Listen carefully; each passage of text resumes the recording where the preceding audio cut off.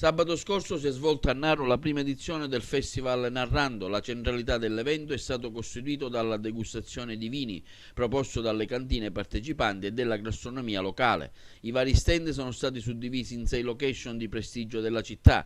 Le mostre si sono concentrate tra Piazza Garibaldi, Palazzo Municipale, Chiesa Madre, Via Bandino e Castello Chiaramonte.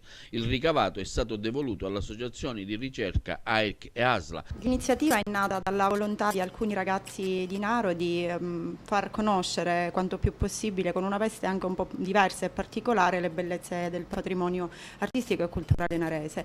Le soluzioni che abbiamo trovato in questa occasione sono quelle di avere una serata dedicata completamente ai percorsi che si sono ricreati all'interno di Naro, con musica, mostre d'arte, degustazioni, che hanno fatto sì che molte persone del territorio limitrofi venissero a Naro, in alcuni casi anche per la prima volta, potendo assaporare al meglio quelle che sono le bellezze naresi. La finalità era quella ovviamente di promuovere il territorio, ma anche di creare una sorta di movimento di collaborazione tra i ragazzi del nostro territorio. Il risultato è stato molto importante perché questa collaborazione si è creata e il risultato finale al quale siamo arrivati è stato quello di dar vita ad un progetto che si chiama Narrando, che vedrà ulteriori episodi nel corso dell'anno a venire, insomma. Il nostro interesse è quello di sottolineare alcuni aspetti del territorio narese che sono poco conosciuti, e quindi in modo tale da mettere in risalto tutti i vicoli del centro storico